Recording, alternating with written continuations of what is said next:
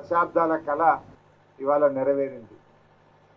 తడకపల్లిలో చాలా అభివృద్ధి చేసుకున్నాం, కానీ ఏదో ఒక చిన్న లోటు ఉండేది. అంబేద్కర్ లేనటువంటి లోటు మనకు కనబడ్డది.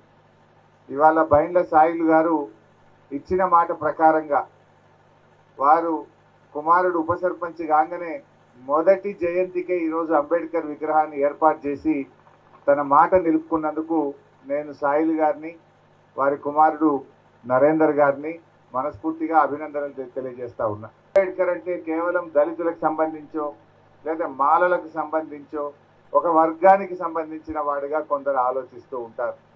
కానీ అంబేద్కర్ అందరి వాడు.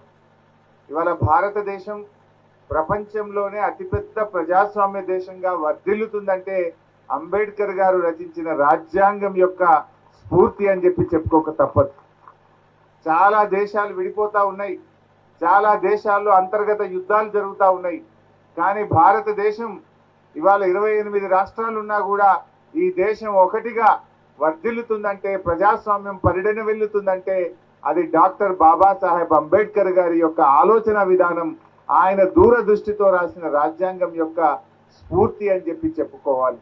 అభివృద్ధి చెందిన దేశాల్లో మహిళలకు ఓటు హక్కు రావడానికి చాలా సంవత్సరాలు పట్టింది. కానీ రాజ్యాంగంలో డాక్టర్ అంబేద్కర్ గారు అది మహిళలైనా పురుషులైనా, కోటీశ్వరుడైనా కడు బీదవాడైనా అందరికీ ఒకే ఓటు, సమానమైనటువంటి ఓటు హక్కును కలిగించి గొప్ప ప్రజాస్వామ్య స్ఫూర్తికి ఆయన నాంది పలికిండ్రు అనేటువంటి విషయాన్ని మనం మర్చిపోవచ్చు. అంబేద్కర్ గారి నుంచి యువత, ముఖ్యంగా యువత అంబేద్కర్ నుంచి చాలా నేర్చుకోవాలి. పేదరికం అనేది చదువుకోవడానికో పైకి రావడానికి అడ్డు కాదు అనేటువంటిది అంబేద్కర్ గారిని చూసి చాలా మంది యువత స్ఫూర్తి పొందాలి. విగ్రహాన్ని పెట్టుకోవడం కాదు, అంబేద్కర్ ఆలోచన విధానాన్ని అమలు చేసినప్పుడే మనం నిజంగా అంబేద్కర్ గారికి నిజమైన నివాళి అర్పించినట్టు. అంబేద్కర్ గారిని స్ఫూర్తిగా తీసుకొని ఆయన ఆలోచనను అమలు చేయడమే ఆయన పట్ల మనకు నిజమైన శ్రద్ధ, ఆయన పట్ల మనకు నిజమైనటువంటి గౌరవాన్ని మనం రుజువు చేసుకోవాల్సినటువంటి అవసరం ఉంది. అంబేద్కర్ పెట్టిన భిక్ష ఇవాళ రిజర్వేషన్లు.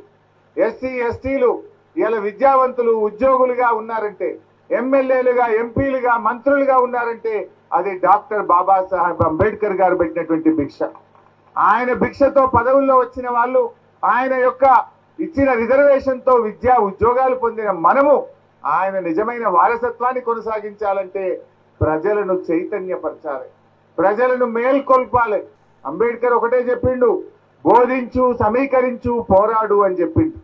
మరి ఆ రకంగా అంబేద్కర్ ఆలోచనను బోధించండి, ప్రజలను ఒక్కతాటి మీదకి